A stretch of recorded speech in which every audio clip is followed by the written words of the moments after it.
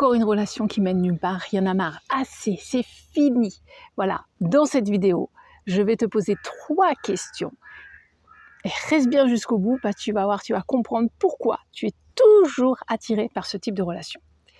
Je vais t'inviter à choisir un beau cahier, peut-être de ce style ou complètement différent, avec un crayon et de pouvoir répondre à ces 3 questions par écrit. Pourquoi par écrit? Parce que tu peux être surpris de ce que tu vas marquer. Parce que quand on est dans le mental, voilà, il y a des choses qui ne nous appartiennent pas toujours.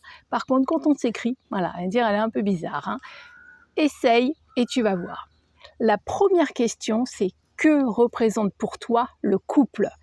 Est-ce que tu vas écrire quelque chose qui est super agréable? Est-ce que c'est le bonheur, le plaisir, la joie, le partage, rire, la famille?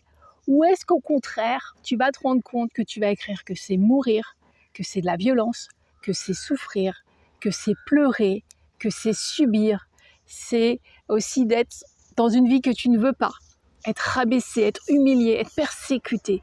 Peut-être que tu vas être très surpris et surprise de voir ce qui va se passer pour toi. Qui suis-je? Je suis Nelly Rousselin, contaminatrice positive. Pourquoi je me nomme comme ça? Parce que le stress est contagieux, le positivisme aussi. Je suis coach et formatrice. Je suis pour l'amour de soi et l'amour des autres. La communication, c'est ma vie. J'aime ça. J'aime mon métier. Je n'ai même pas l'impression de bosser. Voilà.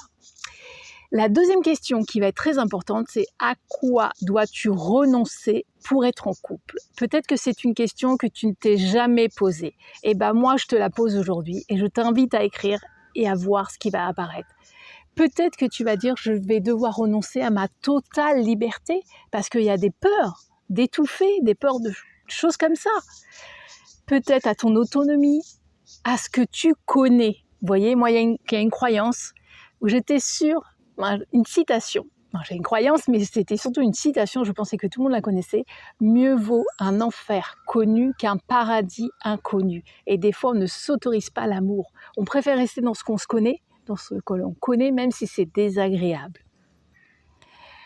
Faire ce que je veux quand je veux, manger, regarder la télé, me lever quand je veux, voilà, j'ai la totale liberté, mais est-ce que je suis prêt à lâcher ça pour plus de bonheur, pour plus de partage, plus de joie, pour découvrir quelque chose de nouveau aussi?